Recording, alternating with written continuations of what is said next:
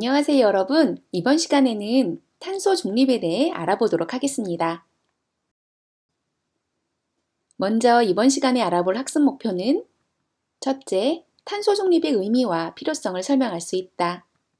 둘째, 탄소 발자국 계산기로 생활 속 이산화탄소 양을 알아보고 탄소를 줄이기 위해 노력한다 입니다. 이번 시간의 핵심 키워드입니다. 첫 번째, 탄소 중립입니다. 두 번째, 탄소 발자국 계산기입니다. 세 번째, 탄소 중립 실천 방법입니다. 먼저 탄소 중립의 필요성에 대해 알아보겠습니다. 과거 집의 모습과 현재 집의 모습에서 전기를 사용하는 물건을 한번 찾아볼까요? 과거 집의 모습에서는 텔레비전, 전등 두 가지밖에 보이지 않네요. 현재 집의 모습은 어떨까요?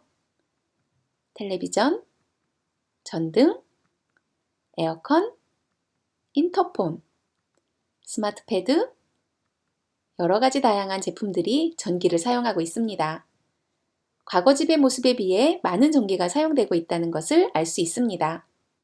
그래서 1인당 전기 사용량은 35년 사이에 10에서 15배나 올랐다고 합니다. 앞에서 본 것처럼 에너지 사용의 증가에 우리는 어떻게 대응하면 좋을까요? 전기 에너지를 필요로 하는 것이 많아지므로 더 많은 에너지 생산이 필요할 것입니다. 그럼 당연히 전기를 만들기 위해 화석연료의 사용량이 증가합니다. 화석연료의 사용으로 이산화탄소 농도는 증가하게 될 것이고 온실가스는 계속 많아질 것입니다. 온실가스의 증가는 기후변화를 더 빠르게 진행하게 하고 이는 이상기후 발생과 생태계 파괴의 원인이 됩니다. 그래서 우리가 지구를 지킬 수 있는 방법 중 하나가 바로 탄소 중립입니다. 탄소 중립이 무엇이며 왜 중요한지 영상을 보며 확인해 보도록 하겠습니다. 온실가스 인류를 위협하다. 기후 관련 국제기구인 IPCC의 보고서에 따르면 21세기 말 지구의 평균 기온은 2005년에 비해 3.7도 오르고 해수면은 63cm 상승할 것으로 전망했습니다. 그렇다면 우리나라는 어떨까요? 국립기상연구소에 따르면 2050년 기준 우리나라 기온은 3.2도가 오릅니다. 해수면은 27cm가 상승할 것으로 예상했습니다. 그 결과 서울과 부산의 기온은 비슷해지고 전국이 아열대 기후로 바뀌고 제주도와 울릉도에서는 겨울이 사라질 것입니다. 그리고 영국 옥스퍼드대 연구팀의 발표에 따르면 기후변화로 식량 생산량이 감소해 2050년까지 식량 부족으로 사망하는 사람이 50만 명 이상 될 것이라고 합니다. 바로 여러분의 자녀가 겪을 일들입니다. 그 해결책이 바로 탄소 중립 프로그램입니다.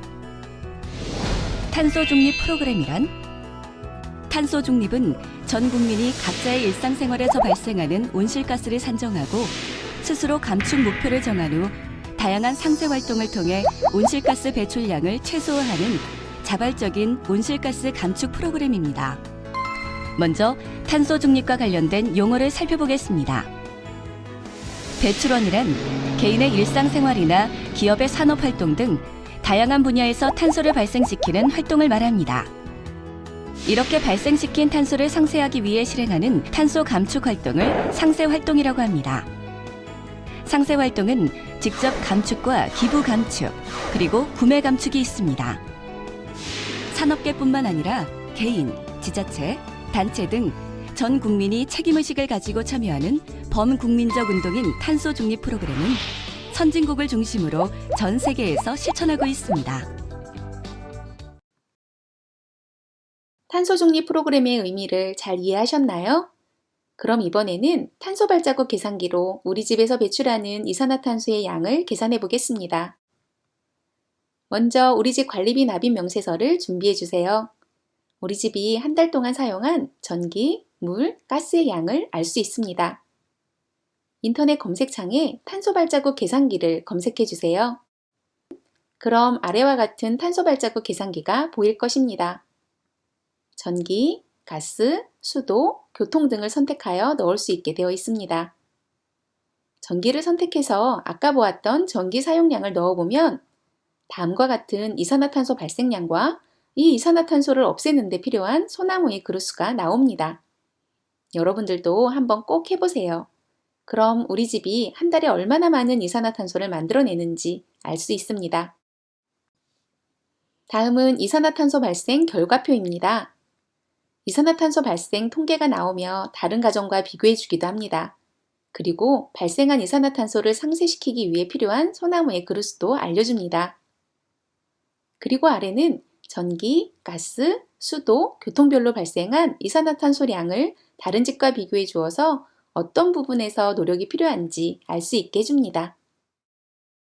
다음은 탄소를 줄이기 위한 생활 속 실천 방안입니다. 각 부분별로 실천할 수 있는 방안을 알려줍니다. 전기의 경우 선풍기 사용, 모아서 세탁하기, 전기밥솥 보온 기능 사용하지 않기 등이 있습니다. 가스는 난방 온도 조절하기, 보일러 사용 시간 줄이기 등의 실천 방법이 있습니다. 수도의 경우 절수기 사용하기, 물을 받아서 설거지하기, 짧게 샤워하기 등의 방법으로 탄소를 줄일 수 있습니다. 교통은 걷거나 자전거 타기, 대중교통 이용하기, 속도 조절하기, 공기압 체크하기 등의 방법으로 생활 속 탄소 발자국을 줄일 수 있습니다. 우리 가정에서 실천할 수 있는 탄소 줄이기 방법을 영상으로 확인해 보겠습니다.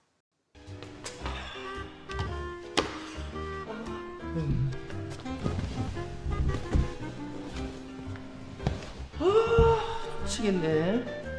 아니 신청을 다 하긴 했는데 집에서 어떻게 탄소를 줄인단 말이지? 탄소가 어디 있단 말이야? 채미야. 제가 알려드릴게요. 가장 먼저 내가 할 수 있는 것부터 실천하는 것이 중요해요. 자주 사용하지 않는 DVD나 프린터기 등 가전제품은 사용할 때를 제외하고 전기 플러그를 뽑아주세요. 월 20일씩 플러그를 뽑는 습관을 가지면 연간 17kg의 CO2를 감축할 수 있대요. 그러니까 삼촌, 사용하지 않는 코드는 다 뽑아주세요. 빨리요. 알았어. 아우, 뽑을게. 됐지? 냉장고 문은 꼭 필요할 때만 열고 전등은 반드시 끄고 다닙니다. 삼촌!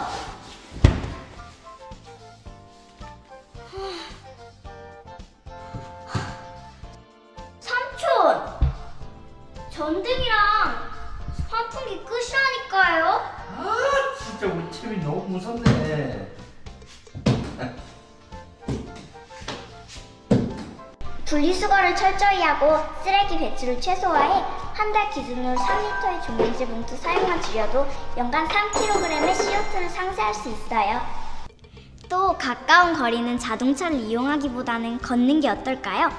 출퇴근 왕복 20km 거리를 차를 이용하지 않고 대중교통을 이용하면 월 30kg의 CO2를 상쇄할 수 있답니다. 야, 그러면 건강도 챙기고 탄소도 줄이고 누이 좋고 매부 좋고 나도 좋고 채미 좋고 우리 모두 좋고 우리 지구가 너무 좋아하겠다.